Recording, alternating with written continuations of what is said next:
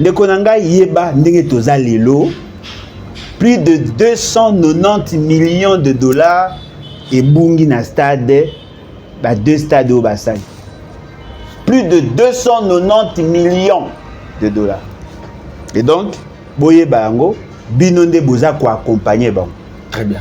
Botala sko na Kenya.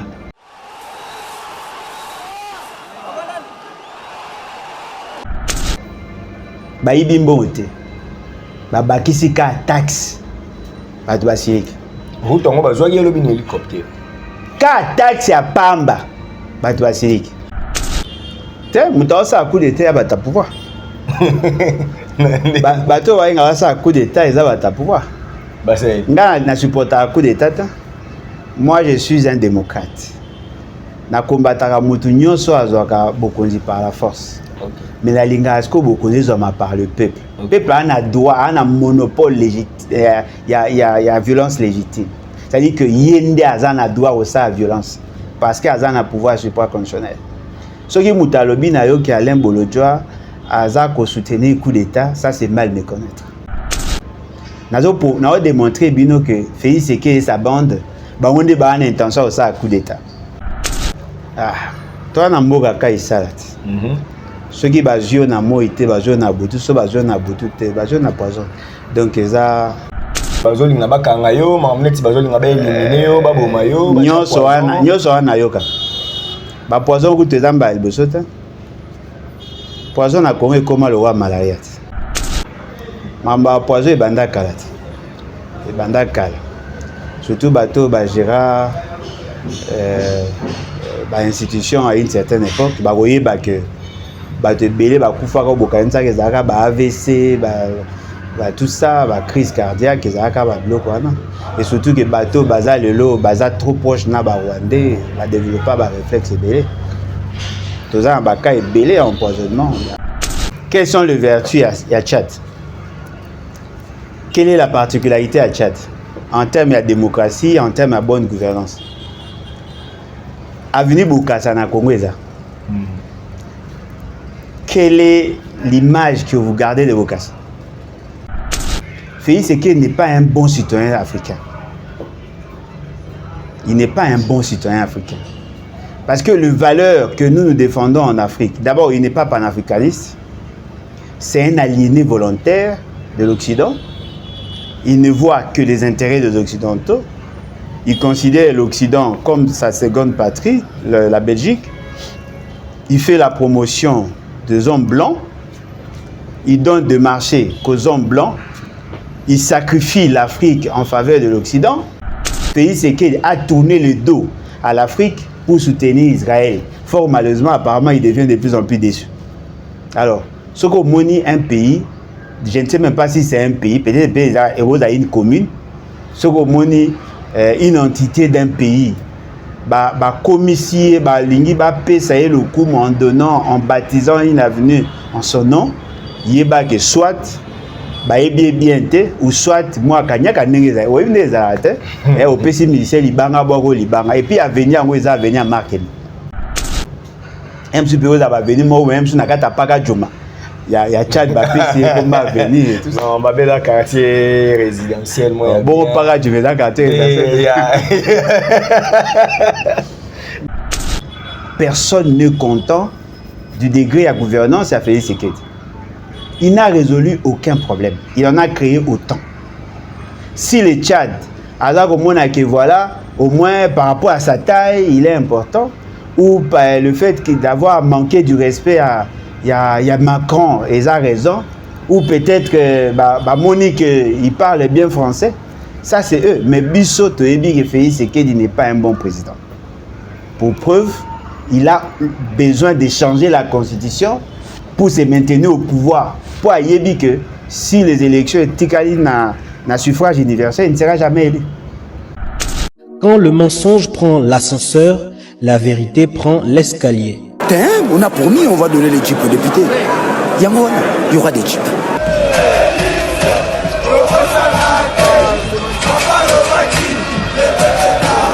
Notre ennemi c'est le Rwanda, FARDC, Boumae, Munguna Nabiso Kagame, Congolais, Kangae, peuple Téléma, banguna bakoti la mukati kama mpima tali politiki zongisaki bomoto dale kolo ndenge kwei na maboko banguna tozala bomoko mutu moko tiako pundela Kongo soki biso mokote tona nyongwa mutu te noko ezapona peuple bunda mwana mai ezapona yona ye ezapona ngai ezapona Kongo ezapona Goma ezapona Ruchuru kiwanja bunaka puissance ya liloba eleki ya lisasi mbote na bino nyonso bozwi libakumalamu ya kolanda Archigeek Info na bige boze belé bosengaki penza tozongisa président Alain Bolo Joa pona place to soukaki bo trouva vraiment intéressant bo rappel compliqué on a parlé des choses très sérieuses au cours de l'émission mais côté kaka lakaki makambo ya stade mamba ba contrôle ndé place oyo bosengaki to banda en tout cas to kozongela émission na moi lo mangu ndé bosengaki yango nous disons merci à notre invité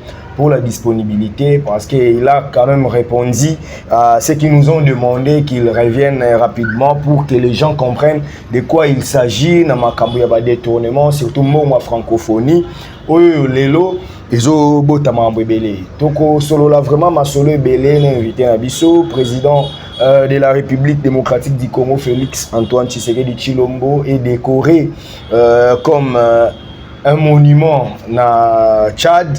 Après avoir causé venu Félix Antoine Tshisekedi Tshilombo, on va quand même essayer de comprendre de quoi est-il important la carrière, ton intérêt à la République démocratique du Congo. Le président Azali Kuna na Tchad au Bayambi, honoré, PC, titre, décoré, voilà. Tout solo la maman sur les ébélés. Dossier bureau à Sénat, ils ont créé un problème. On va en parler. La problématique, il y a mission, il y a 10 jours, il y a Vital Kamerhe. Il y a $1 million, où il 22 personnes. On a établi une liste. Sur 28 pays invités, on a député, président de l'Assemblée nationale, assistant parlementaire, il y a 22 personnes à délégation. Dossier demande un passeport diplomatique pour les enfants. Solo la vraiment tout au long il y a émission oyo makambo solo la je vous jure eza ebele toko beta yango na kati émission na biso na bike boza prenza après vous comprendre pour ministre finance par le que le à partir du mois prochain ba fonctionnaire ya l'état bato nyonso bazwa salaire na l'état nous avons le 28 c'est une avancée que nous devons encourager mais Alain Bolo Joa étant du domaine à vous expliquer biso si c'est faisable c'est une chose il faut qu'ils allaient la tête to solo la ngo na émission papa Alain et avec nous notre invité président national du parti politique Lèvons-nous et Bâtissons parti où ils allaient coévrer la République démocratique du Congo la résistance et puis oui que position na bango ils allaient vraiment s'opposer na ba action ya gouvernement ko proposer oyo ebongi salama na ye to solo la pe mama Moïse Katumbi o lelo moi guerre ekoti tozo ebate ki opposant tantôt c'est Fayulu tantôt c'est Katumbi depuis pe Jakinda la bimaki alobi boye makambo ekomi susu ebele to koyeba yango na émission oyo papa Alain Mbote na yo mbote ndeko na ngai mbote na balandi en tout cas merci beaucoup pour l'opportunité santé ça bien. Oui, jusque-là, ça va. Bien que toujours comme moi, soupçon est belé, mais ça va. Soupçon ni. Ah, toi, na mboka kai salat. Ceux qui basent na mo ité, basent na boutou, ceux basent na boutou, basent na poison. Donc ça, toujours comme un bébé, mais on est là. Ma kamuneti de bazoli na bakanga yo, ma kamuneti bazoli na ba éliminer yo, ba boma yo. Nyoso wana yoka. Ba poison ku tezamba elbosota.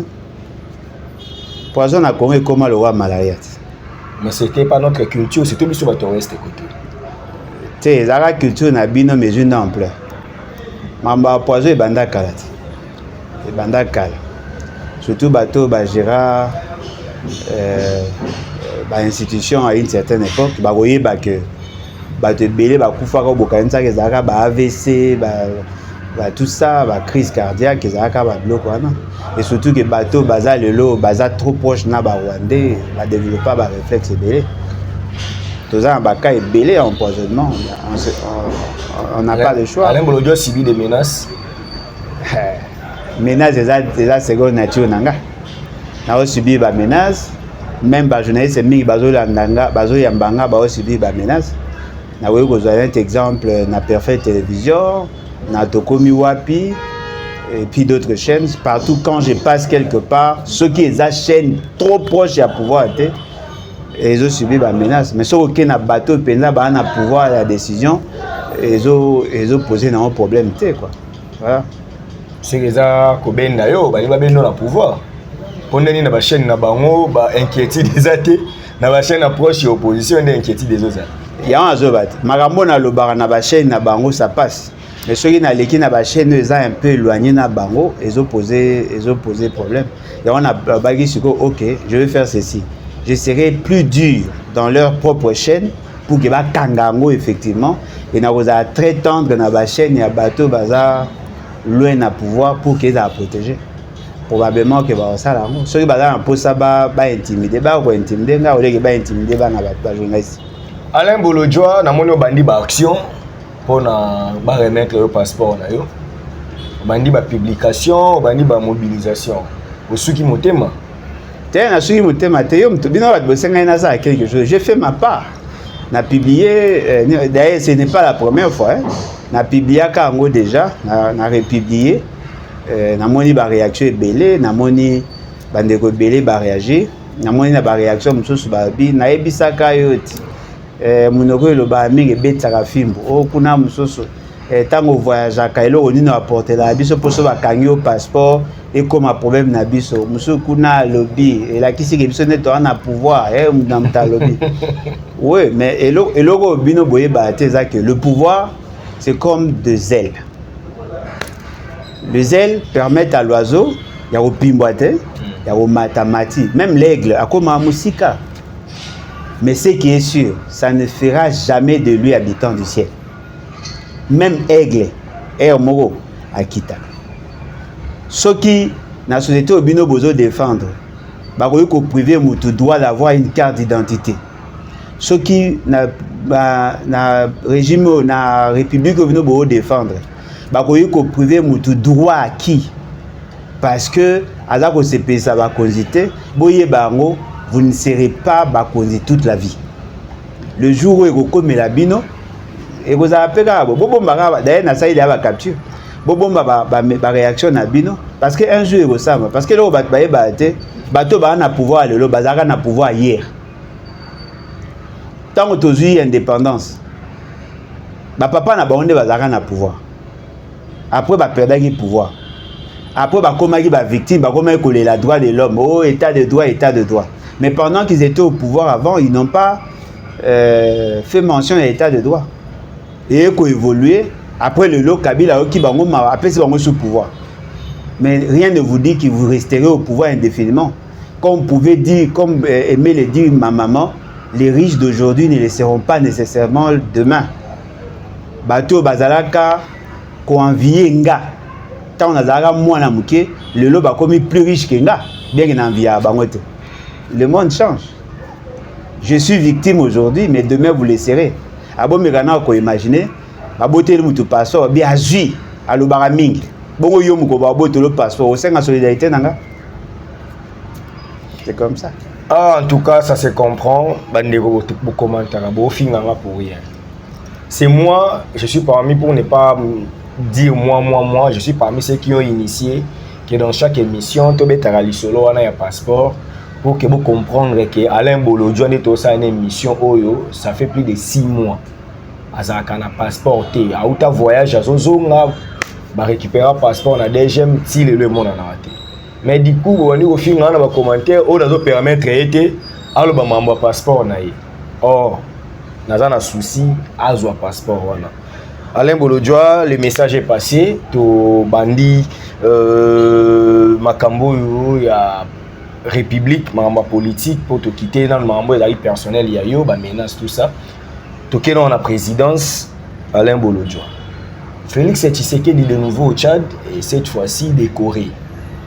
Après, vous avez Avenue Félix Tshisekedi, Félix Antoine Tshisekedi, le Félix Tshisekedi. Donc, le Félix Tshisekedi na Tchad, Aza le roi, ande tobanda ko kola na image ba Nelson Mandela na Congo, Aza kola na ba image.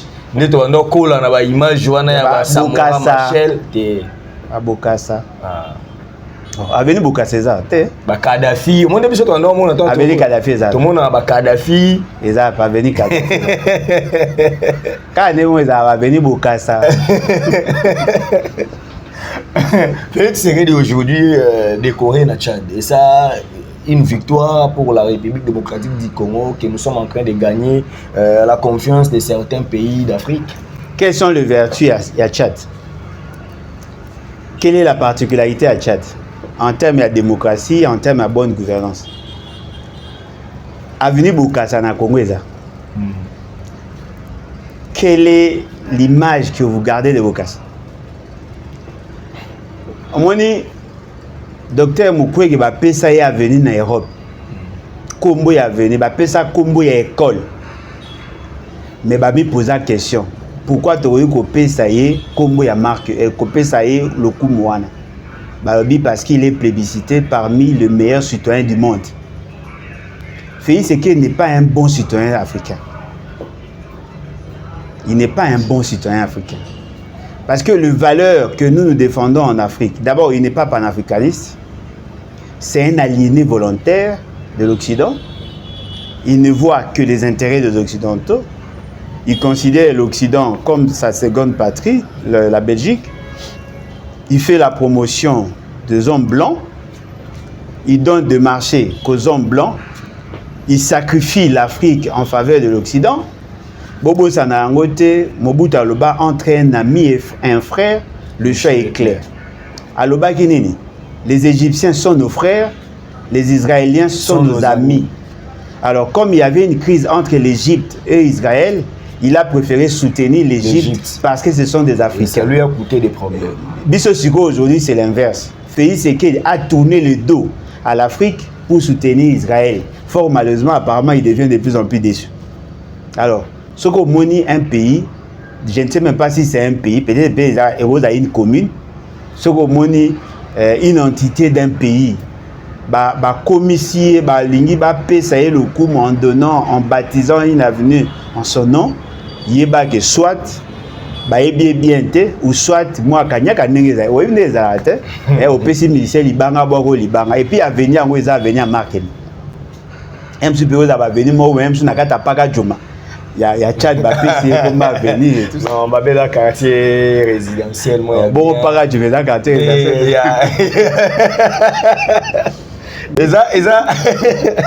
eza ba limiter Tchad. Ya paka juma te balimeta njamena paka juma eza kwa biso tozaka na ba paka juma eza komi eza na limité parce que on va na quartier on ba zignas ba petignas pesa venir paka juma apesa venir moi paka juma ba baptiser mais est-ce que vous dites na ba venir na biso eza ba venir ba papa mso ba miri bi ba komo na bango eza si, que n'est pas na venir bâtir comme moi, moi, il va bon la fonction publique. Les non, si on copie quand on bourre, mais ça change le combo. Biso venir na biso ça venir kimba. Tant que to les acquis à ma belle, bah le bito changer combo et comme à venir moulumbalu koji. Moulumbalu koji est mort à boya. Ok. Oui pour na boya. À boya. À lobby. L'essentiel pour moi, ce n'est pas yakoza na kombo nanga, mais na posa botika na image na bino ngam na salinzela. OK. Mais ce fait, c'est qu'effectivement, il a participé dans une crise de Zaga na Tchad, mais il n'a rien résolu en fait. Et puis en interne, Félix Tshisekedi n'est pas un modèle, ni au niveau africain, ni au niveau interne. Ce que moni ba pesi kombo ya veni na ye, soit moi et l'autre et bimaki parce que décoré bon et pas na biso la grand cordon. Héros mais pas na bango pe kuna ba bengeka héros mon zaka ne ba ça obo ça nke ba kofi ba papa ba pe ba zo ba décoration bobo ça te to pesa pe ba passeport diplomatique na ba musicien et ya non et là ba moyena vous pensez que la corruption est soukara na Congo? La corruption est internationale. Félicitations na ye au moins ba komo pesa ba komba ba venir Bapesi Félix Tshisekedi combat venir et comme débat de société.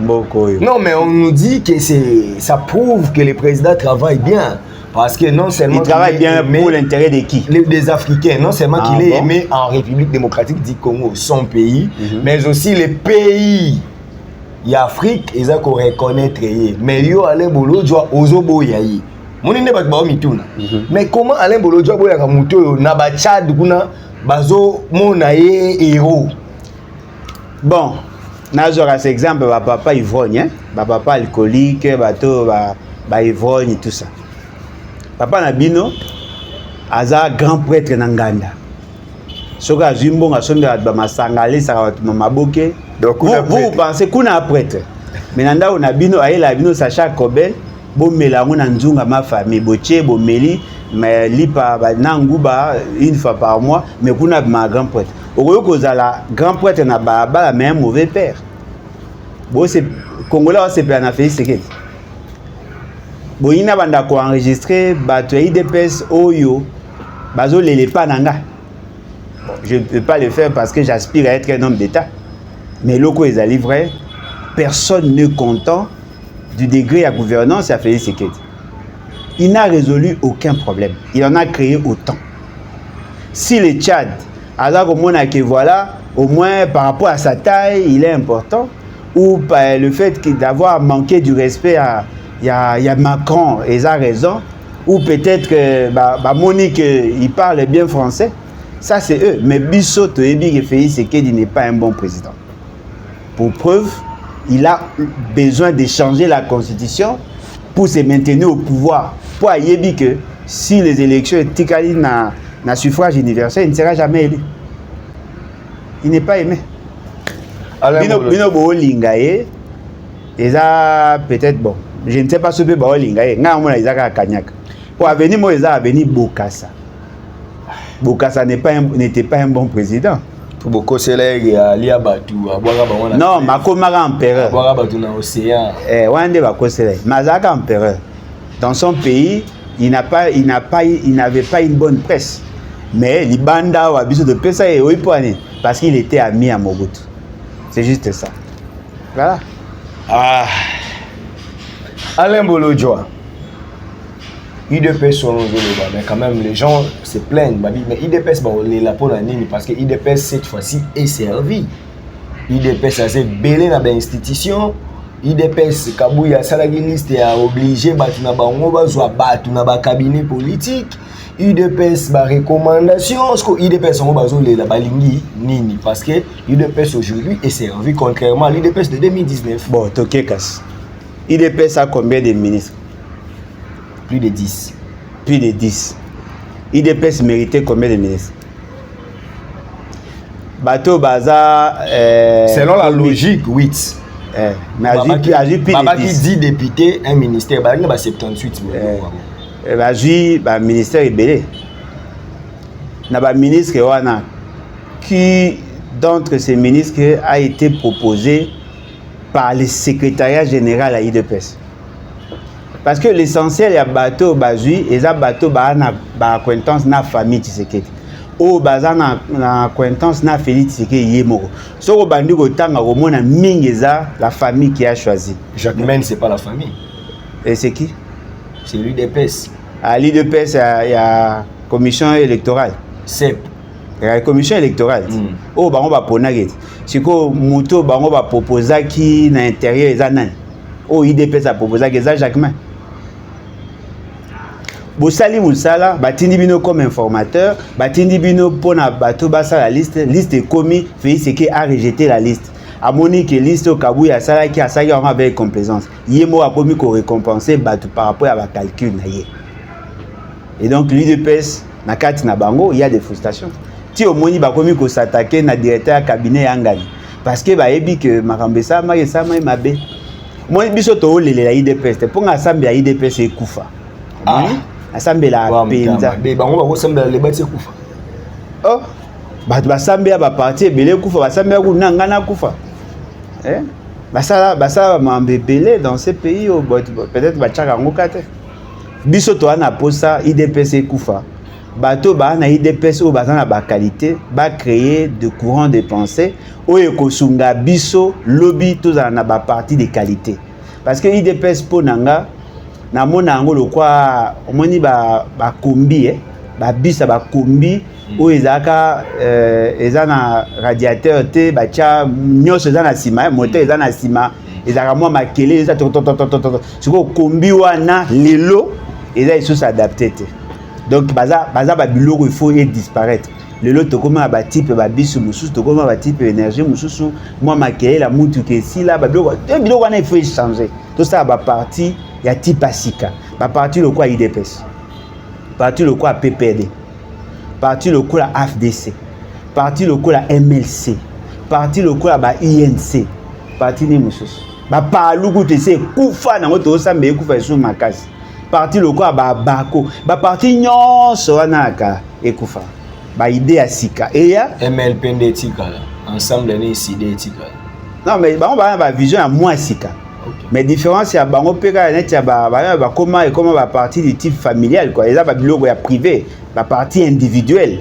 Il faut belo wana ekufa ba jeune ya sika ba idée à sika ya ba créer ba courant de pensée à sika ou et ko permettre na peuple na biso à mona qui effectivement les choses commencent à bouger. Nous sommes dans cette logique là. Ba tu as des pes baza kolela. Il faut ba les la rappeler ka boy. Plus baza kolela, plus révolution ils ont comme plus proche. Alain Bolo Djoa, tu as été accusé à orchestrer dans une émission qu'il faut chasser les pouvoirs. On dit Robert ma seulement un coup d'état. Yo commis na ba acquaintance militaire pour ça coup d'état Tiens, muta ça coup d'état ba ta pouvoir.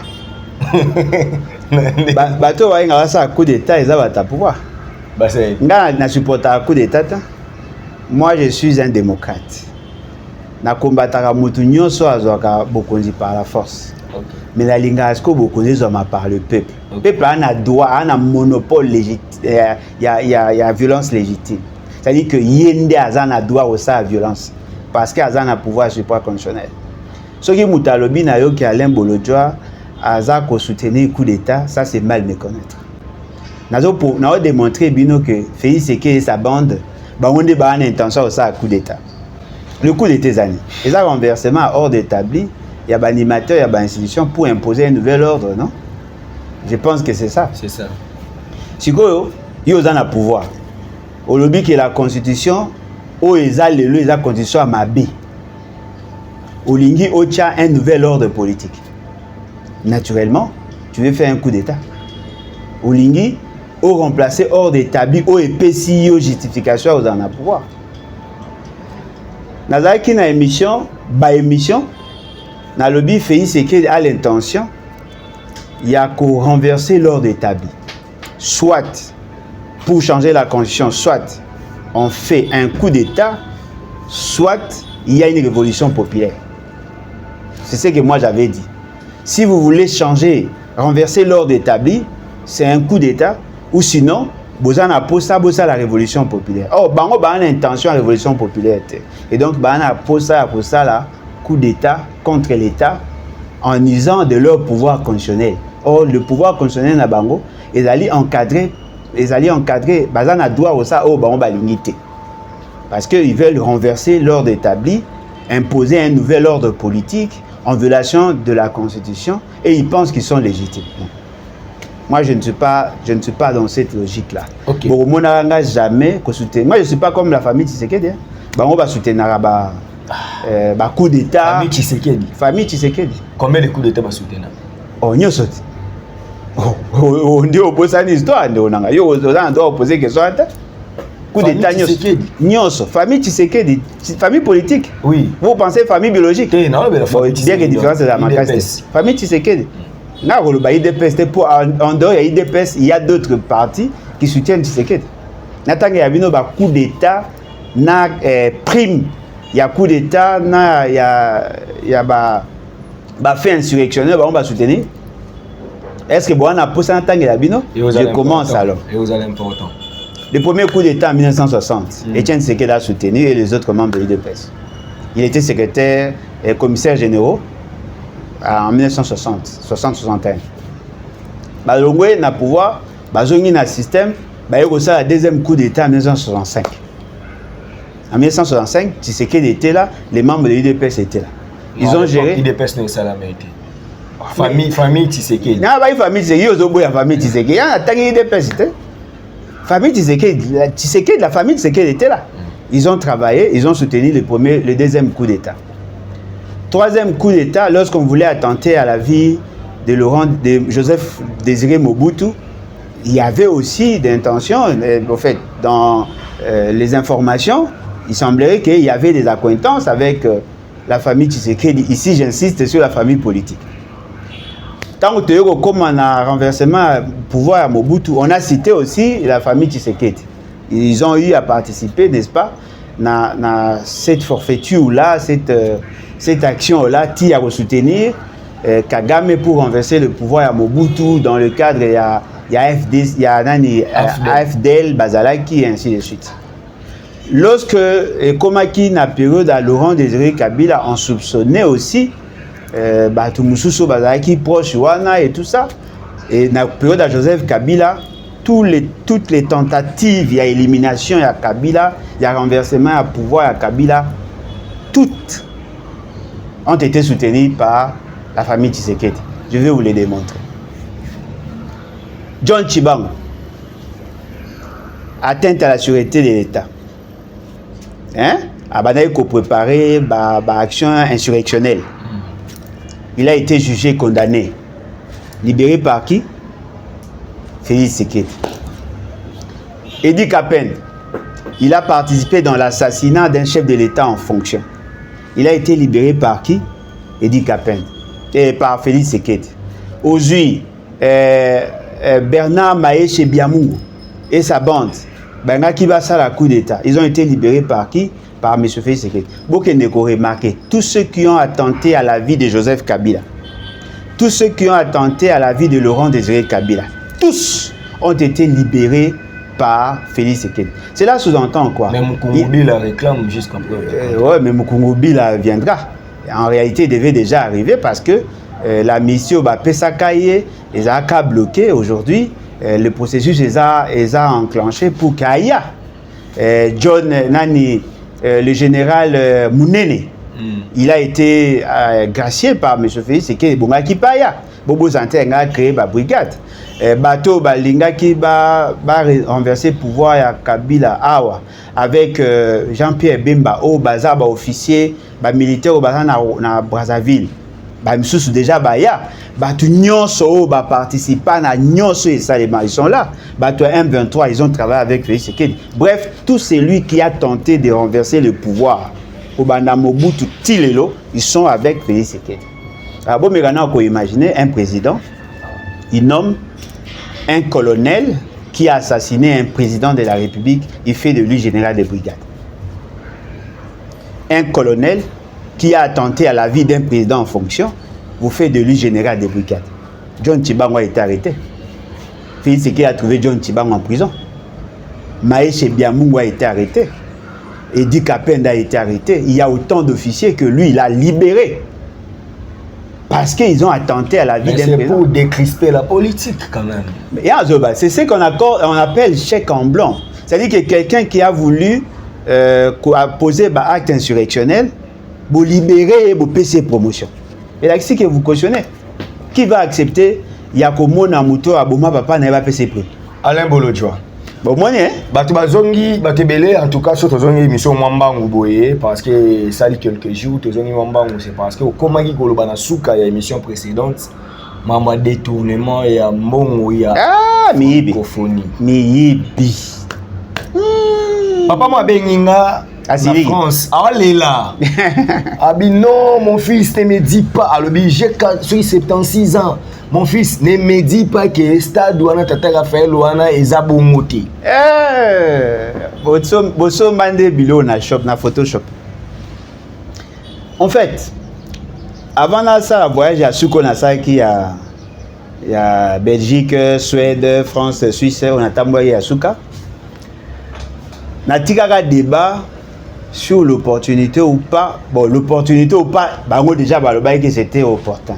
Mais aquí maintenant sur la finalité, il y a organisation AG à francophonie.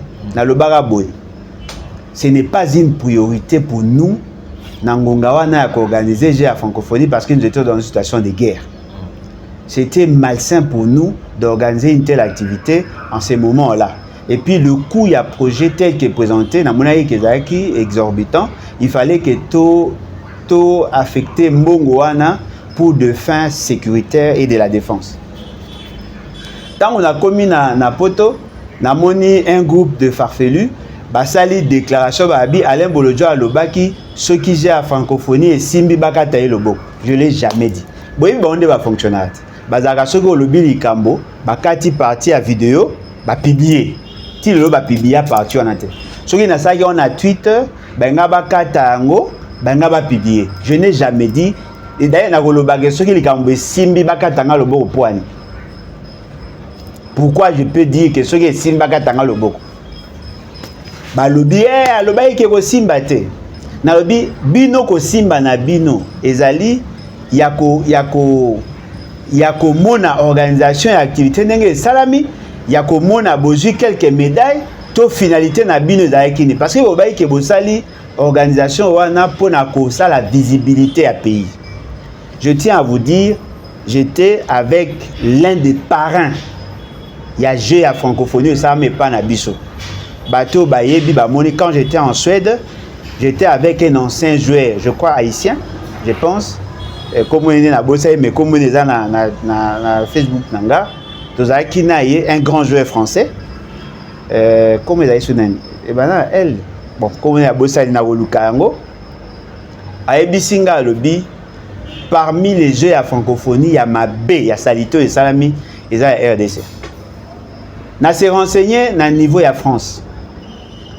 Les jeux à francophonie, il y a une chaîne officielle de France. Mais les Français eux-mêmes s'intéressaient à qui parce qu'il y avait beaucoup d'États. La désorganisation. Et là, on a mis le soupçon de détournement, de la corruption. Et là, on a mis ça de la qualité, de la prestation de biso. Il y a des athlètes belés, et qui malam. C'est pendant que quelques médailles, 11 médailles, 13 médailles, 16 médailles, 20 médailles, mais en termes de prestation et de qualité, il y a un moni français va s'intéresser parce que le jeu à francophonie il a plusieurs visées. Il a d'abord sur le plan culturel pour faciliter l'intégration dans le cadre de la francophonie parce qu'il y a un compte à OIF, il y a mis balé il y a consolider l'unité entre les jeunes, il y a aussi la promotion à la culture, la démocratie, culture et à sport et tout ça. Mais il y a mis ça, il y a permettre que les pays membres se hisser au niveau international. Qu'est-ce qu'ils ont constaté? L'accueil, des ordres, l'hébergement. Il y avait des problèmes, makamba maï, boyebaki, makamba courant, makamba kolia, makamba toilette bouchée. En tout cas, pesinga ba détail belé, il y a au bango ba reprochaki. Ils étaient surpris de voir qu'il y avait une sorte de plébiscite à notre niveau. Alors, bateau bango ba tindaki pour na co-inspecter, bazalaki buté à un problème de dire la vérité ou de frustrer le gouvernement congolais. Ba préféra qui ba loba avec un langage diplomatique. Ça, c'est ce qu'on m'a dit. Un langage diplomatique. On n'est pas joué, on a. Si, c'est lui qui... Il a parrainé, en fait. Malouda? Non, c'est un... Azaming n'a racisme. On était avec lui dans le cadre de racisme na Suède, na Stockholm. Il m'a donné ces éléments-là. Et la dame qui était là, la représentante, il y a OIF na espace où on a nyonso, à lobby nangai que le Congo est mal coté. Dans le cadre, il y a OIF, elle est mal coté parce qu'il y a beaucoup d'antivaleurs. Nayoki, non, voilà, le budget est estimé à 62 millions de dollars. Le budget qui a été débattu, Liboso dans le Conseil des ministres, c'était 32 millions. Après, il a commis 62 millions, c'est-à-dire qu'il y a une augmentation pratiquement de 100%. Tant que ça, le rapport compte rendu, il y a coût, il y a dépenses globales, nous sommes arrivés à 330 millions de dollars.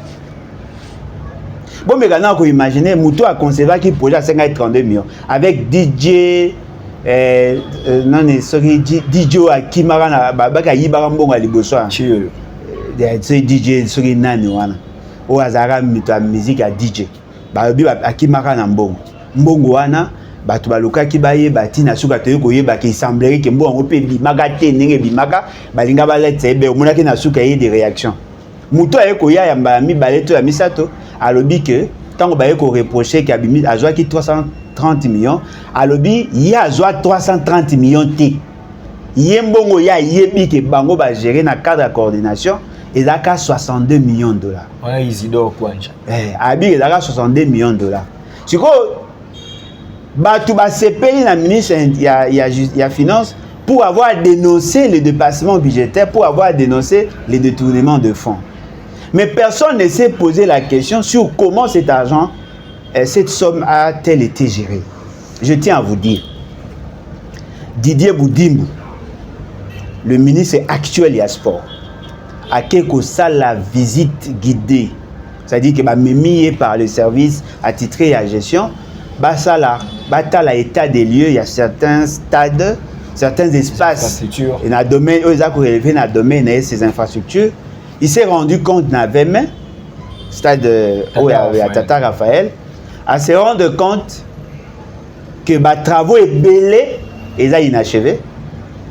Dans le projet, certains travaux financés n'ont pas été exécutés.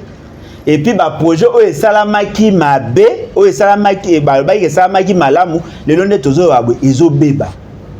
Basala banda ko ya ba conteneur.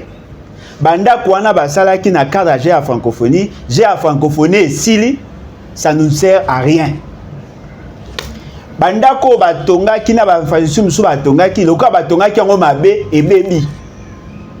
Ba projet oyo e bonga ki ba financer o ba fe bonga ki ba réaliser ba pesa financement et salemate Didier na otanga kombo na ke musika te Didier Boudimba lobi boy asiliki alobi ce n'est pas normal et belé ambongo l'état bimisi misalo basali mabe babimisi mbongo pona kobongisa Tata Raphaël babimisi mbongo pona kotonga ba bâtiment batonga ki ya ba conteneur wana bandako ba préfabriqué babimisi mbongo pona kobongisa ba espace mbongo wana nyonso ekende ebeba.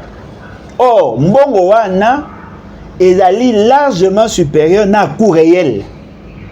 C'est-à-dire que soko sangisi likambo ministre ya finance à Lobaki au sangisi likambo Didier Boudimba à Lobaki beaucoup se rendre compte que le G à francophonie ba organiser ka ngo pona kolia. Plus de 290 millions. Oh, bah oui, c'était l'élo. Plus de 290 millions de dollars. Mais on a battu le bilan. Et vous savez, la personne qui est aujourd'hui citée, ministre de la Finance. L'ancien ministre. L'ancien ministre de la Finance. Nicolas Oh, bah bien, Papa Tito. Mais je tiens à vous dire. Israël Mouton. Oui, bien. On a posé question de Israël a ramta lingete wana ebe. Ah, ramta lingete. Akoma mutalingete. Bo apesa ka dossier ba carte nani. Ezaka ministre de la finance. Ngaka saka zaka muta finance. Te ramta lingete. Ah bongo mutema. Bon, abongo mutema pemeni ya voilà. Mbongo wana ba mbongo ebimi eza ebele. Mais nangina ebisa bino boy. Le ministre des Travaux publics actuel est cité dans ces dossiers. Ministre a été période. Il a été reconduit, non? Ouais. Le ministère de la Finance est Bimisa Mbogoti. Mais Mouto a supervisé qui sur le plan technique. Infrastructure et travaux publics. Ça relève de son domaine. Mais vous savez pourquoi ces dossiers-là, Bazako est tout fait en Mozo Lobamate? Parce que Bato, Baliaki, Bazaki est belé. Ba maman, ba papa, ba cousin, ba neveu, ya mutu songolo, ya mutu faka. Tale belé à ba gestion reste publique, ba maman, ba papa, ba cousin, ba cousine, ba osal. Yo na yoga sangote que papa moro boya zubo konzipe, maman na yeko tala ça. Ongo ba yoga ta sangote que mutu mo ba nommé na régie des eaux, maman na yeko ta dosage ya ba kis ba na régie. Na kanon. Eza lycée. Non na comprendre qui pourra. Ezali maman na bino aye na régie des eaux atala ndenge basala musala po mwana komi déjà yo odeozoye ba comprendre qui pourra bato ba comprendre En tout cas, on comprend. T'es un azo bang qui va au signal. Pour bon, bah capable de cato même chaîne, va bloquer en haut les cas. C'est-à-dire que c'était tout un réseau mafieux. Un deuxième dossier, au Batbané, on militaire à l'obéla, on a monnaie comme aux ampleurs. Centre financier. Vous n'avez pas vu que ça à la même période 358 millions de dollars. C'est-à-dire que Babimisa 358 millions de dollars. Babimisi Binoboy, non, apport à Batur qui est à 66%. Congo aurait dépensé 33%. Ça représente pratiquement dans les 12 millions.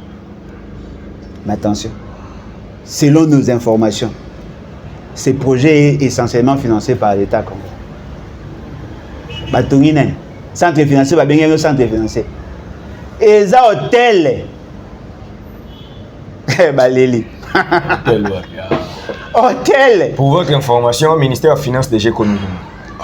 Non, mais comme il y a un bâtiment, c'est la régie financière comment. Après, DGI, DGRA. Bazo occupé en termes de pourcentage, va occuper combien?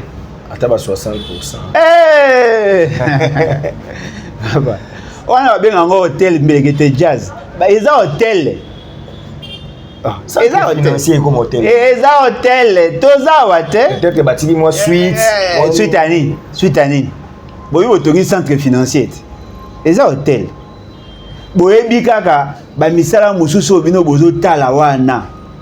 La fontaine, car fontaine, au moni basali wana 9 millions de dollars. Ah. 9 millions. Fontaine de la 9 millions de dollars. Fontaine, c'est l'État qui a payé.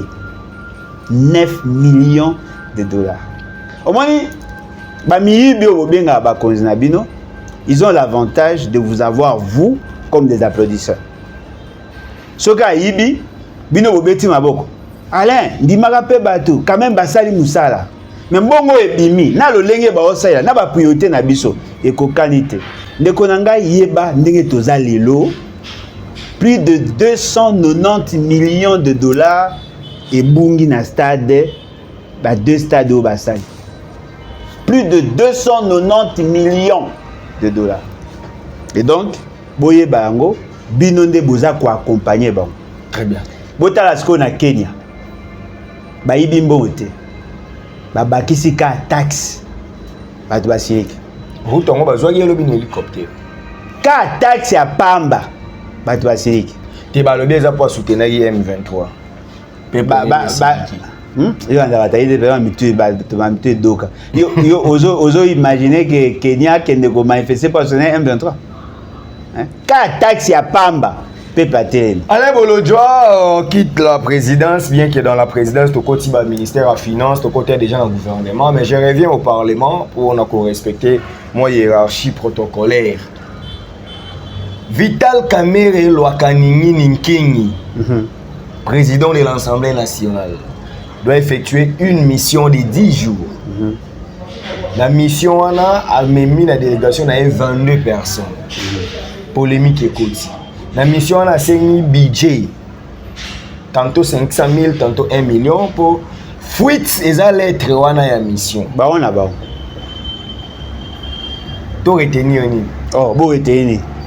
Mission beaucoup que na mino 10 jours na ba tebele. Oui, c'est possible. Généralement la mission à l'état ils aura en tout cas mi rosa ba 10 jours, ba 15 jours et arriver à nango. Vous pouvez être envoyé en mission à 10 jours, 15 jours, même 30 jours, ça dépend. Donc, côté de film, il y a un nombre, il y a des bélés, c'est normal. Pour les députés, il y a Johnny, Guy Kalonji, tout le monde va député. C'est normal. C'est normal parce que ça fait partie de la norme. C'est-à-dire que ce n'est pas interdit d'aller en mission, il y a 20 personnes, il y a 30 personnes, il y a 100 personnes. Mais il faudrait maintenant tenir compte, il y a nature, il y a mission. Mais quand on peut imaginer, ceux qui, Bolingi Bokende, par exemple, dans le cadre, il y a un problème à réchauffement climatique. Ouais. Et qu'il y a des ateliers qui se font. Par exemple, il y a un atelier belé. Bokende, 20 personnes, 30 personnes, même 100 personnes, c'est possible. Mais maintenant, il faut me poser une question. Mutuna mutu, oazo kendo sa nini, oazo sa nini, oazo sa nini. Pour ceux qui bo kende na activité moko ça pendant 2 jours. Ou par exemple mutu moka a droit à parole et que boroké na ba atelier, ça ne sert à rien. Ça ne sert à rien. On peut aller en mission à 2 ou à 3. C'est possible. Ça dépend de ce que vous allez faire. Ce qu'on a 4, il y a une mission, on a au bazar na 4. Banani bazar. Et quels sont leurs rôles? Au moins, monsieur Zali, il y a une mission. On est bazar, on a chaque par thématique. Il par exemple une mission sur des questions parlementaires. Quelles sont les commissions où yo bazar appelé à participer? Aux commissions politico, CPA, hein? Politique et administrative, bazar ou juridique, bazar wana boji mutu moko ya groupe parlementaire tel, ya PAJ, c'est ce que je voulais dire. Boji moko, boji mibale misa tu groupe pour ba outil banda dans cette commission boche, boji mutu moko ya administration, boji mutu moko ata 5-6 personnes boko kende. La mission wana parce que bobi ki o ya ko intervenir dans domaine tel, il est représentant de telle autre commission. Voyez-vous? Tu vois, bateau mususu bayaka na sima. O ba ko servir na secrétariat technique, ya ko accompagner sur le plan technique. Le quoi d'administration azali, en réalité, ils doivent fonctionner, travailler avec l'ambassade. Ça rend les choses plus faciles. Pourquoi tout le monde doit quitter Kinshasa pour aller là-bas? Au Soudan, si on pas ambassadeur à Yébi, on a des médias. Est-ce que vous imaginez dans Mboga na biso, na ko tanga kombo ya pays moko, président de la République ya Mboga na bino aye, l'ambassadeur a aussi une audience pas kutanaï. Et ça il m'a atteint. Faut la gana Mboga batamitu ya batalu yenge. Et ça matin, l'ambassadeur connaît la situation, il a un secrétaire, il a une administration. Ceux qui boya na thématique, voilà, toya tel jour na thématique tel. Bango ba yebi mboka wana, ba yebi matière bo ça ba travailler. Au koya na 3 personnes, bozu 2 personnes na ambassade, bokomi 5, boké représenter. Et puis ceux qui botaï net na ba blo wana, ça ba activité moko de masse, c'est-à-dire que ba bengi plusieurs parlements ba ya wana. Mutu na bino so dans la droit parole ka yé. Après sili. Ce que boké des 20 comme ça. Ce que là maintenant c'était débat. Ce n'est pas en termes de 20 parce que Bobo Santé, il y a des ordres de mission, autorisation de sortie, il y a présidence, au Batubakena plus de 200. Est-ce que vous imaginez que le nombre de bateaux bazoaka hors de mission, babimara na carte Expo Dubaï? Mais on a loué pratiquement des avions. Bateau bazoa presque meubles mobile logé bateau na bango. Le gars une coupe du monde ou coupe d'Afrique. Tout ça, ça a un coût sur l'État. L'État doit décaisser l'argent. Maintenant, il est créé ce polémique les années. Bazu dossier à mission. Bazu ceux qui soient des en présence et à Bana. Bazu demande un passeport. Bazu le non, voilà. On sollicite des passeports diplomatiques pour des enfants. Mais n'est-il pas permis aussi qu'un député ait un passeport diplomatique pour n'aller dans famille? Si, c'est permis. Mais pourquoi alors on s'insurge contre celui qui a demandé pour ses des enfants? Non, attention. Nous avons renforcer la thèse à bateau tout en enlevant ce que je ne trouve pas juste. Okay. La loi, le protocole voudrait assez que lorsque vous assumez des fonctions d'État, par exemple député, sénateur, ministre, président de la République et certains hauts fonctionnaires de l'État, que vos familles basent dans un passeport diplomatique. C'est-à-dire que Ngasoui n'a commis président, moi si Nanga que j'aime beaucoup, Banananga que j'aime beaucoup, on doit un passeport. Attention, pas tous mes enfants. Oh mon Dieu! Pas tous mes enfants. Et ça, Bana Oyo, Bazana charge Nanga. Moi, non, c'est majeur.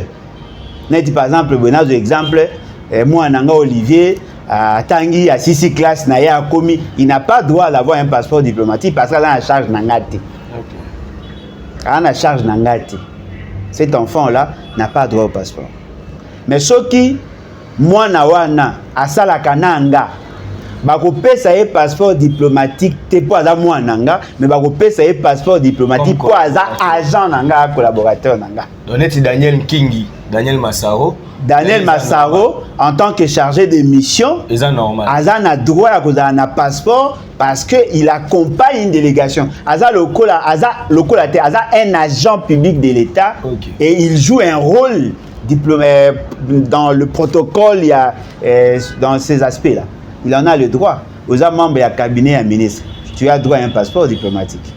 Okay. Le passeport diplomatique, exigence Nango Ezali, pour sortir, il faut avoir l'autorisation de sortir. Okay. L'avantage Nango Ezali, tu ne seras pas dans Zela Batata Maman Bandeko. Il faut appeler pays sérieux au bazar qu'on considère. Mais c'est que moi je constate, d'après la lettre Oebimi, on a c'est une lettre authentique, Balobi a saigné au nom de ses enfants. Nabimi si deux biloko. Kamer a plusieurs enfants. Pourquoi on cite plus les enfants qui n'ont pas son nom, qui ne portent pas son nom? Parce que bana o bana ba kombo na ye, basala nini? Didier Kamere, c'est son frère. Didier Kamere, c'est son frère. Il a un enfant comme ça. Ah, ouais. Il a peine à politique. Didier. Oh, il a la candidat. Ah. Oh, wana kutunde oh bato chimani tamba longwe bano savant que bano ba soupçonner que azolinga pesa mwana né à gérer bango. Ah, mais Didier Kamere que je connais, être dans les trentaines. C'est un ami à trentaine. Ouais. Kamere à Joana. Ils ont étudié avec. J'ai vu les gars en avec mes nièces, ouais. Na remarqué que bana mingi au bazar na ba problème ça la polémique zaka banu bana kombo na yete. Bampiana. Na yo mususu nani Yams Kinwani fula pataba na oti et ça paie bien ce n'est pas parce que par affiliation non, l'amour est plus fort hein. Il faut... non mais l'amour des enfants lorsqu'on aime il faut se donner ouais il faut aimer aussi les enfants sans amour les gens tingani na fandi boye bozo ka bana nanga mais bana ngo mingi zaka kombo ya ba voisin ya ba cousin ya ba voisin c'est pas intéressant moi le mot et ça ba frustration c'est pas intéressant bana wana ceux qui baza âgés ils n'ont pas droit au passeport parce que baza déjà majeur baza ko occuper baza na ba vie na bango qui ne dépendent pas de vous. Ce que lingo sengela bango passeport, sengela bango passeport en tant que agent ya cabinet na yo. Mais maintenant la démarche est politique. Pas sur le plan administratif. Voilà, voici la liste de mes collaborateurs, na posa po pesa bango passeport diplomatique bozwango en urgence. Obengi siko na téléphone. Yaya, omoni ndenge na tino liste wana. Deux têtes ozomona na baba nanga. Ce qui blocage mais bango bazanga te. Ça c'est politique. Okay. Il a écrit une lettre politique, il a écrit administrativement une lettre politique. Voilà. Il y a une nécessité de débat. Nécessité de débat. Comment un président de l'Assemblée peut parler de ses enfants dans une démarche administrative? Il y a une bêtise libanda. Olingi maman c'est bien, olingi bana c'est bien, mais il y a des bisopé, papa li qui n'a pas noro tout le monde à la distance. Et puis au-delà de ça, bisopé opposant et ça c'est moi frustration. Tout le monde appelle moi Kamere ça rappelle qu'à moi bien. Parce que nous ça supposons dans un exemple na quand on peut bon. Paf Jean-Pierre Nani JB Piana comme ministre. Bien que je ne le souhaite pas. Paf a comme ministre. Vous avez combien de passeports diplomatiques? Supposons que JB Piana a comme ministre. Mais au cas où ils travaillent pour le lobby que soit bazar dans cabinet, ils en ont le droit. Est-ce que bango le souris bazar déjà côté à caméra c'est le côté JB va travailler est-ce que JB a renoncé à droit na ya paternité? Il bazar déjà côté comme est-ce que va sengeli bango passeport en tant que agent public? Pas sengeli bango en tant que banat. Papa Bo. Voilà. Ochuki Alain Bolo. Grâce à la jette. Ochuki Alain Bolo. Olinga bana. Ezate so kawaina mamande bana ba kombene. Excellence Akasia Bandubola, ministre affaires françaises. Asa esuni. A instruire a pekisina nous makambu ya ko livrer ba bien 100 mètres. Le komakio ba teki yango l'état teki ba biloko wana et ba titre comment il problème. Mais on dirait qu'il y a un conflit entre les prédécesseurs et na opinion. parce que bato affaire foncière ba sepela babité bato baleki bana côté ka babiloko l'état sous prétexte que bien 100 mètres bazo na zo ça la publicité olingi na lingae oh c'est question papa wana zo ça la publicité ngai bilo wane olege pa na mais ça question yo za suivre na mutai de pesa ko za décision bien peuple. Oh, mais la décision est là. L'arrêté là. Na monite na ndima. Non, mais c'est authentique. Na monite. Oh, yo ça le marketing et pas là. Parce que l'État faut récupérer. Oyebi que soka ju décision na OCP là. Yo ka raison ba. Comment ba procurer bozo pour na mboko tamsu secrétaire général a logé dans l'État. Pour banda kwa l'État mutate kango. Oh procureur azana na mona la kisanga na mona. Mais c'est une information. Mutaï de pesa goza décision bien. C'est une information vraie. Na mona. Soko la kisinga arrêté ou bien circulaire ndena ndimi. Le problème juste Aza Mutaï de pesa avec moi. Aza Mutaï de pesa. Mais je vous confirme que c'est authentique. Na mona. Comme on a mis. C'est la moitié dans le mais quand même si bon admettons au moni pour non l'action ma na monité admettons de tant so moni les abongo réaction na soutenir OK soka sali ango ekomi combat nanga c'est vrai si mais moi je combat ça Alain Bolo doit désormais continuer à combattre parce que dans nos PC circulaire on a na mona na Saint Thomas mais na presque ndemo na Saint Thomas so na moitié na ndimate toi presque toi similaire ça c'est bien tekolanga to za na sérieux fandi pena bo Mutaï de pesa ju décision bien pour na peuple oso yoka ngwa ta ndoto akoza mutali bosoti mama soki lisolo wana eza ya solo mutu tu akotelemela onga na oteleme OK na kotelema makasi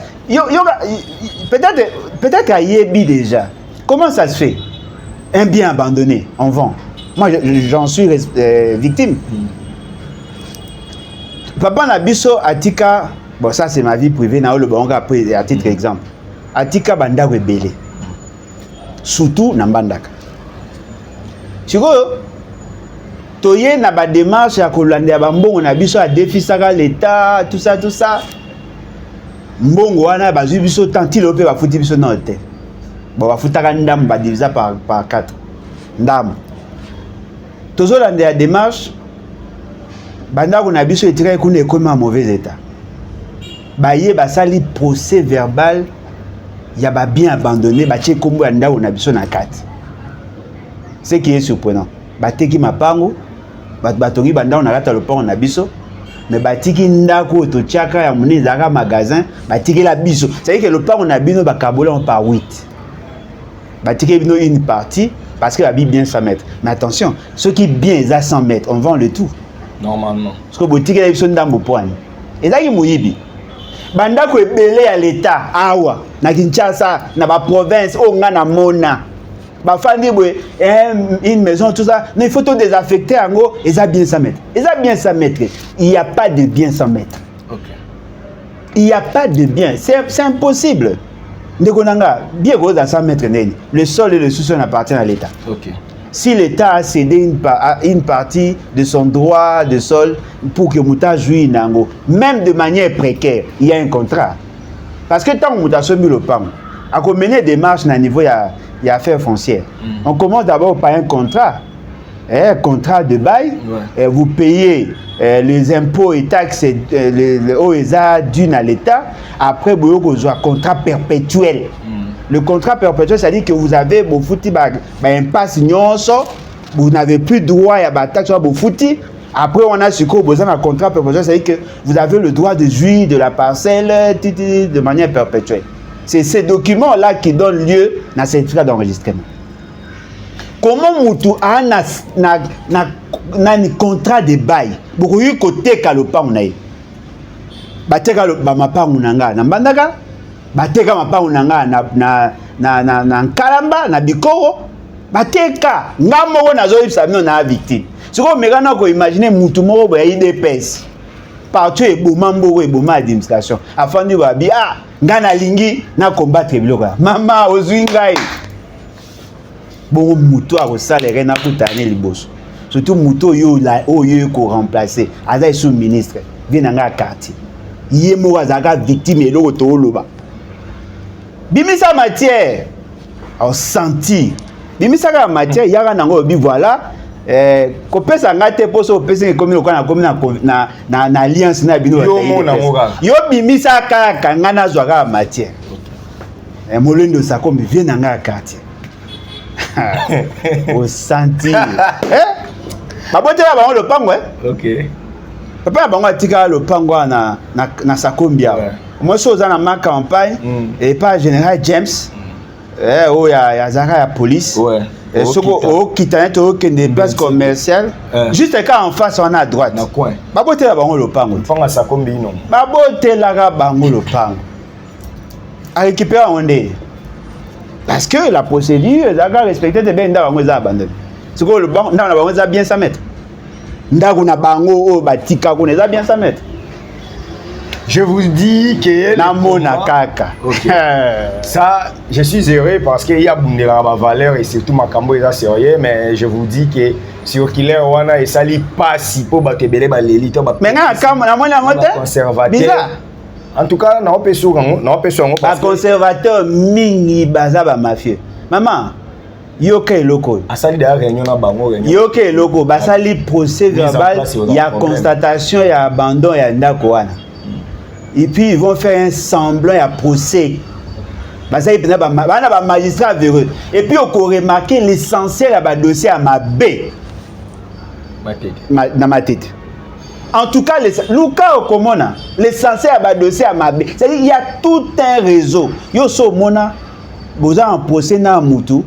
Yo zo samba no ebité boza en procès.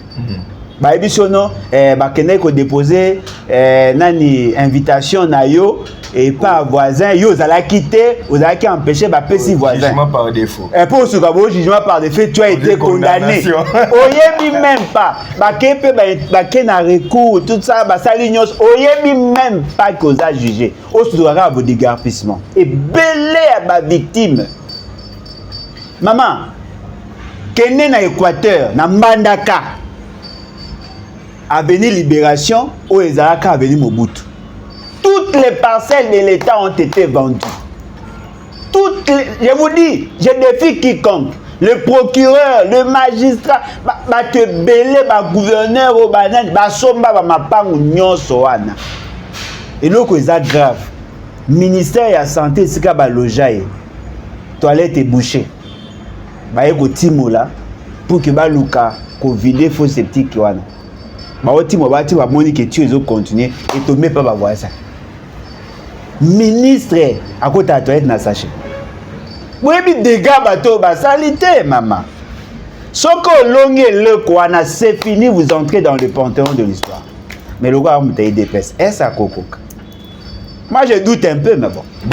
Peut-être que la pression dans le wana parce que l'action bongo si bisa la pression est belée. C'est quoi ta le longue tâche que le nanga. Oh yo nous zo boulé na robana. T'es non le belayemi. Ah maman, papa, ceux qui a la volonté de bien faire, il peut compter sur la population. OK. Parce que la population a kolinga ba exproprier l'état, a kolinga ba escroquer l'état. Tu vas les mapenza ba netinga nga moko victime siko mega na imagine au betali solo na yebi au général au président au ministre au songolo au fakala surtout sur les sous moleno Sakombi OK, dossier on a 24 ans quand on saute mouton on a pe balimba banda kotonga ba bandi déjà kotonga on a suspendu quand même ba travaux mais on dirait pe batongo ba yoka te wana yete eza mutu mususu te eza bazo yokana eza ba benga ngoni décision interministérielle habitat affaires foncières nini place wana eza place ba koteka ngote et puis ba singa les kawa mais bato wana bazo linga ba sala deux niveaux na c'est alors que c'est impossible donc faut pas désorienter ba câble nyonso na ba tuer les kawa problème eza wana eza makasi eza makasi peuple kaka mususu pe au moni na en face ya nani ya Netis comment on appelle SK na Munjiba soko komi na côté ya Rai côté ya mosquée au moni moi triangle ya mukie kaka wana affaire foncière mutaotoka aotonga likola Rai. Les éléments boya na ba éléments ba sentir. OK. Les éléments, et lobby, on a les micro député équateur, j'ai des éléments saillants. Écoutez. L'année après ça, on te répète. Moi, équateur, on a représenté dans mon Oh, mais faut t'inquiéter. Écoutez, j'ai des éléments saillants. Bah, on fait voir, il y a ma boue, mais dans 5 ans, je vais insister. Donc, ça va me sonner, bino. Le député a tchana en équateur avec la Guinée. Bah, avec un plaçant, Moutimo, vous avez ça, il y a une vidéo aussi. Donc, Moutuna Biso, mon père qui député m'a limité. Babi va remplacer valablement. Ah bon? Bon, j'espère à remplacer Henri Thomas Lokondo. Ah, Lokondo, c'est une valeur. Ah, c'est ça. Pour voir, confondre. Lokondo, Olinga, c'est une valeur. C'est mon grand frère. Et à son âme, Henri Thomas Lokondo. C'est quelqu'un que je connaissais bien. Voilà, Alain Bolodjoa, on continue et on doit vraiment aller vite. La SNEL, enfin. Enfin, enfin, c'est comme s'il y a une finalité. Oui, mais à Salika, tu es bien. Oui, exact.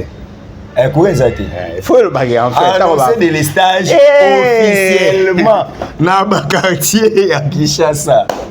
Dessert d'électricité, il y a un problème, l'État va bomber yango. Tu es officiellement. Délestage non, dans le quartier, au matonge, Sendwe, Boyben. Donc, Boyben, les lots ont courant Tétilobi. On doit féliciter un papa qui dit officiellement qu'il n'y a pas à manger. En fait, oui, question parce qu'il y a semaine passée na tuna kiyo batu babane ko publier que kurezo kendete SNEL osali boye ndenge nini kurezo kendete maintenant batu ango bango bazongi ba comprendre. Je ne vais pas vous promettre pour boyo changa pression. Je vais vous démontrer la mafia qu'il y a dans la SNEL.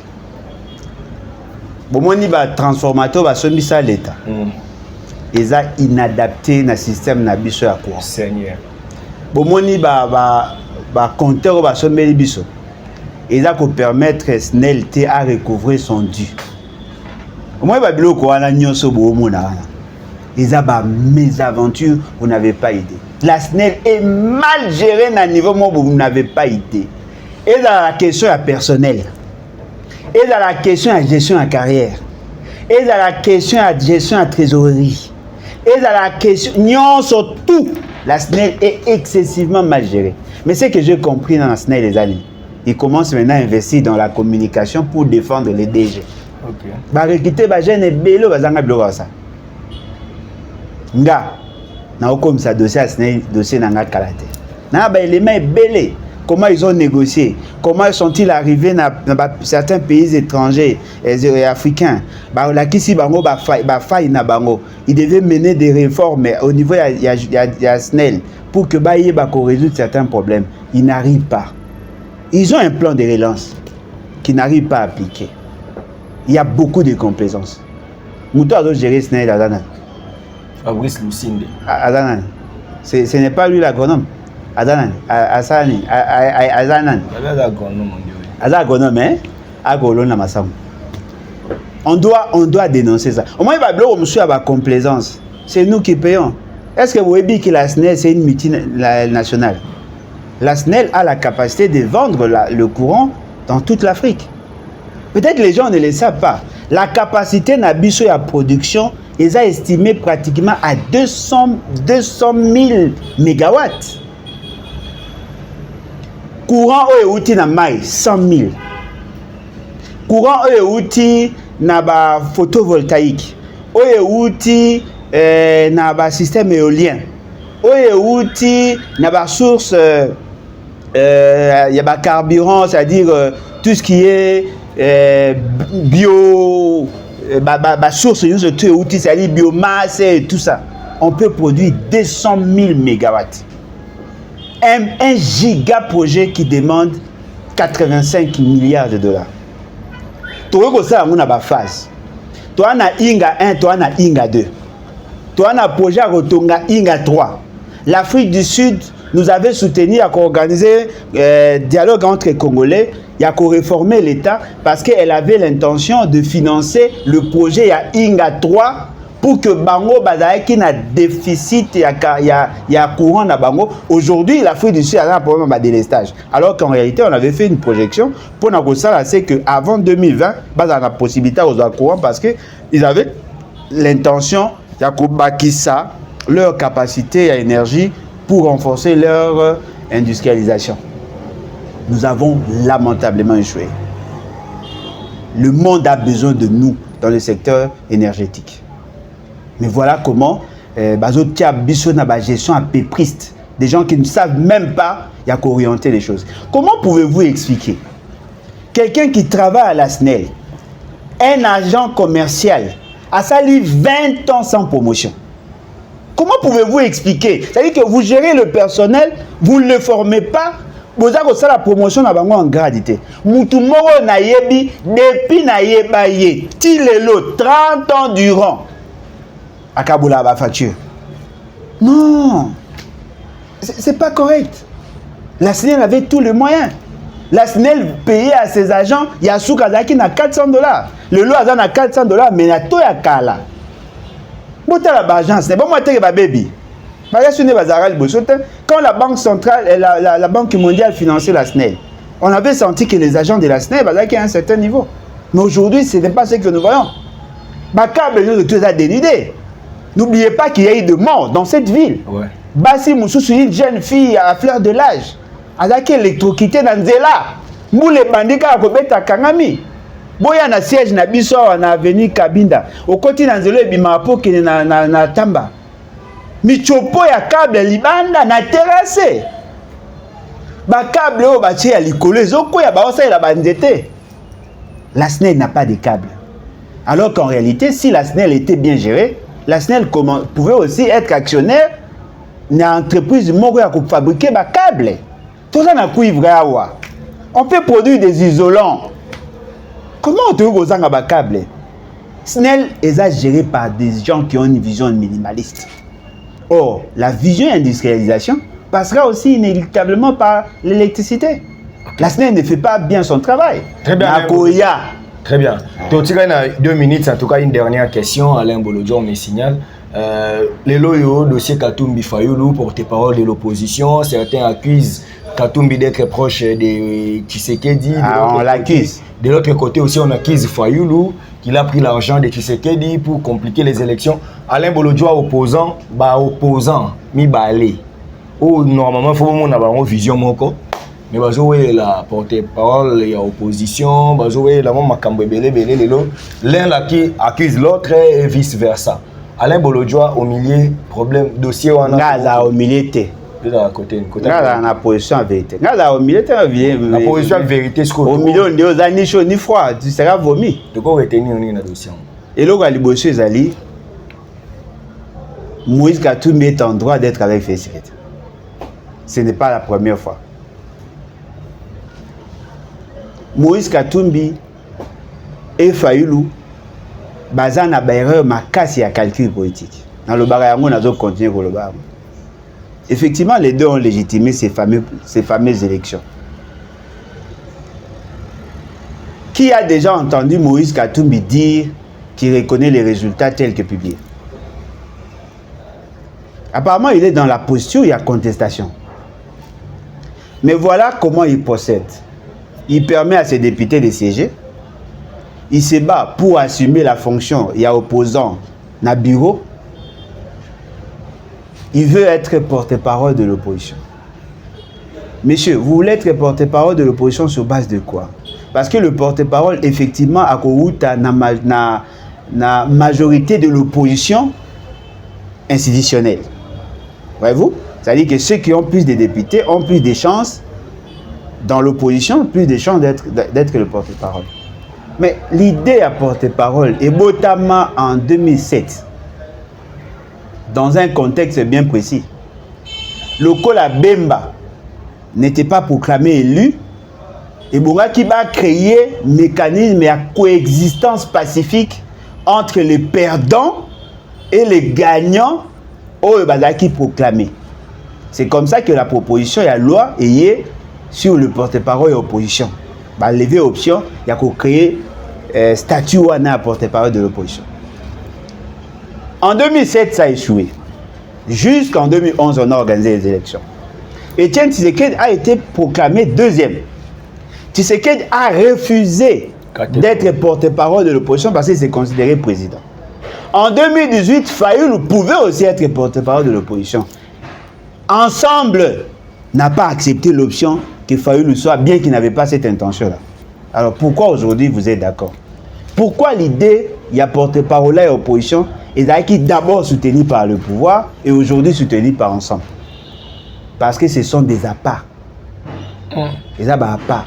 Bato baloba mbisi baebi, soko lingyo kanga mbisi, il faut tirer eloko ya lingi. Mais na kati eloko ya lingi, il a na ndobo. Papa, bapambu, bakwango tie mafuta, bamusuni, tout ce que le poisson peut manger, même ba excrément, ba liaka ngope, quoi malangwa et tout ça. Bozui boche. Fayoulou, nani Moïse Katumbi, owe la pambu, oui, na kata pambu, ndobeza. Pourquoi Félix Tshisekedi veut-il avoir, ça c'est une révélation probablement, pourquoi Félix Tshisekedi veut-il à tout prix avoir le porte-parole de l'opposition? Pour réduire les champs d'action de l'opposition. On lui permet de mieux réfléchir, de mieux contester, de mieux proposer, parce qu'il a les rangs d'un vice-premier ministre. L'État reçoit en charge pour réfléchir. Au-delà du droit, il y a la sociologie. Il faut batoubayer Barayango. Félix Tshisekedi veut avoir une autre face de la monnaie. Il y a sa face à Oluka pile. C'est-à-dire qu'il veut être en osmose avec l'opposition. Il n'a pas besoin d'un porte-parole de l'opposition. Il a besoin d'un porte-parole dans l'opposition. Au moins une nuance. Il n'a pas besoin d'un porte-parole de l'opposition, mais il a besoin d'un porte-parole dans l'opposition. Quelqu'un qui parlera en son nom dans l'opposition. Pourquoi? Parce qu'ils sont dans la logique, il y a changement à la Constitution. Le col à Balinga, il va ça la forcing. Ici, que le forcing ne passera pas. Parce que vous allez violer la Constitution, il y aura une période d'assoudure où il que vos institutions tomberont. Parce que c'est ça mon discours. Monsieur Belé a démontré Bango. Ils veulent maintenant aller pacifiquement. Mais pacifiquement, ils ne peuvent pas négocier avec tout le monde. Parce qu'il y a des radicaux parmi nous. Alors, comment faire? Dans l'opinion internationale, il faudrait que cela soit validé par l'opposition. Il veut avoir un porte-parole de l'opposition qui aura un rang, il y a Nengo Kolobawa dans le protocole, il sera payé et tout ça. Alors, lui maintenant, il va faire une opposition formaliste. Voilà, nous devons sauver le pays, nous sommes une opposition républicaine, on ne peut pas jeter l'enfant et l'eau du bassin, et tout ça, du bain, et être sauvé, tout ça. On peut s'amener la philosophie du genre, devant le roi Salomon, moi, je Koufaki, ou je suis Kabola, maman, elle est lobby. Vous voyez, est-ce que vous êtes surpris? Et ça, moi, déjà, un bon code. Opposition républicaine proche du pouvoir. C'est Félix Tshisekedi qui a initié les débats sur le porte-parole de l'opposition. Moïse Katumbi n'a jamais coupé le cordon ombilical avec Tshisekedi. Oh mon Dieu. Au moins, il dans la conférence de militaire. Moïse Katumbi n'a jamais coupé le cordon ombilical avec Félix Tshisekedi. C'est-à-dire que tels qu'ils sont là, ils savent que Félix Tshisekedi veut faire un forcing. Alors chacun veut lui offrir ses services.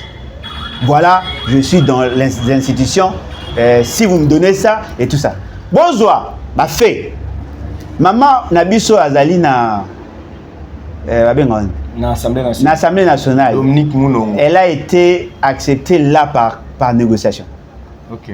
Na Sénat, ça va se faire par négociation. La libération est d'Escadela, ça a été négocié. Vous comprenez? On a une émission dans la libération, on a début d'une histoire. Il faut connaître les systèmes et les jeux, les acteurs. Ils sont dans cette logique-là. C'est comme on va le non, Fayoulou alia Kambonga Moïse Katumbi pour na kobrier ba élection. Mais ce qui Fayoulou alia Kambonga fait c'est et que Bino Bozana fait c'est encore êtes-vous différent? C'est qu'il y a les Bolodjo à Zongi la campagne électorale entre Fayoulou et Katumbi, ni l'un ni l'autre. Au moins, c'est lui qui veut être porte-parole Et plus danger. dans l'opposition est au service de Félix Tshisekedi contre le peuple. Vous n'avez pas besoin d'avoir un porte-parole. En conclusion, ni l'un ni l'autre. Bafanda, Fayoulou, c'est que moi je peux couper ça yo comme conseil. C'est vrai, au côté d'un débat, on a béton cara. Organise-toi, redynamise ton parti, recrée les conditions à aura, organise bateau, créer un bloc, parce que nous sommes devant une dichotomie. Celui qui a plus de députés à l'Assemblée nationale n'a pas une majorité sociologique nécessaire. Parce que celui qui maîtrise l'opposition à Kinshasa ou dans la partie ouest à Congo a plus de chances d'influencer les changements radicaux que celui qui est populaire dans une zone dans le sud-est. Nous avons sous-estimé le est. Parce que là où il y a les sièges des institutions, le combat est rendu monté dans l'autre partie. Jusque-là, sociologiquement, c'est Fayoulou qui gagne encore, bien que je viens pour les remplacer, mais du moins, c'est Fayoulou qui est là. Alors, ce qui a yébi comme ça à calcul, on peut chercher quelqu'un qui soit porte-parole de l'opposition, mais il ne va pas porter ma parole. Tozé belé, biso bao to lingi, to mené tsunami, tozé belé. Mais bateau ba un ancrage sociologique, apparemment ba comprendre le message na bisote. J'ai aimé l'ambition de Alain Bolodjo. Il vient pour remplacer Fayoulou en termes et aura. C'est légitime, hein? Ouais. Abota Marabouete, hein? Ça c'est vrai. C'est légitime. À Marty Perra en 2017, hein? 18. Non, c'était avant. Cause à la Fayoulou, oui. C'était. Coco ma Fayoulou, il y a national. Non, mais c'était avant. Tant que ça qui ne touchait pas à mon article 220. Ouais, déjà en 2016. On a déjà ça qui est déjà aura. Et je crois que Bamsou a tenu qui pointe sur base de ça. Bamsou va comme mais est-ce qu'au moins visibilité en international et ça. Moi aussi, vous pouvez me créer. Vous créez pendant parce que vous pouvez me imaginer Alain Bolodjo, premier opposant à Félix Tshisekedi. Et belé à battre la AVC. Alain Bolodjo te remis la soupe. Bon, mais Alain Bolodjo a la capacité de obéir à Baba. On a besoin de faire une perfusion. On a perfuser on a transfuser. Vous supportez Ngata? Mbanga, ou basi sur une capacité mobilisatrice. Lundi marche, mardi journée ville morte, mercredi et béban. Vous faites la chimiate? Nga, peut pas soutenir nga bi oui Alain Bolodjo tondimio benga biso na baba. O aga mutazaki le cola vient changer de destination que fallait na Marbella, fallait libella sans coûter déposer d'émission yemo akimi. Je préfère qu'on arrête. Vous remarquez en moi? On vient sur l'émission. Alain Bolodjo. Obi kaka po baba manga soki za kinga. Bo fa na kimia yaka ba on peut voir ça nous ba blague pour ba tabarasop. Na mtarasop. Moi na ipen. Faut beau frère aux la moi tempérance parce que ya na bino ipen lelo. Aza bien eza honneur na bino. Mais maman basé be ozo bana. Te na tango kombo mutete. Na bika ke yo za moi na ipen. Ouais. Il faut respecter rapé aux na moi élégance devant beau frère na bino. Ba beau frère basé be ozo bo wapi. Faut ba na ba sere be. Moko wana ga ya ipen. Na André Mbuta. Ah, maman Yvette. Ah bah moi biso pe ipen. Na mususu. Autant que c'est 70 ans. Ah bien André. André. Na mususu. Yakuza. Ah Félix Tshisekedi. Maman Denise. Maman Denise a mon ipen. Si, afin d'appeler na ipen à une certaine époque. Ah. Après ça na so ipen. OK. Maman Tuluga. Ba on peut pas ipen. Na mobile na moi si ba na biso. OK.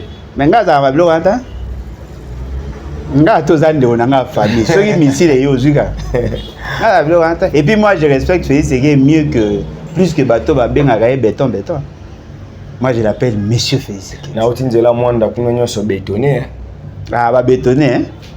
Ba bétonné ba tché béton hein. Boza sur ba barre de fer et ça ciment mélange bien pour ba béton monsieur Zobukana. Na komi penda na sukaki na boma. Nzela na nyoso béton contrairement ba nena kenda ba côté wana ezaki mabele. Ah ouais. Et ça m'a bien pour on ba production chinoise. Mais ça bango melata. Ba so de monter dans la fissure. To si ici.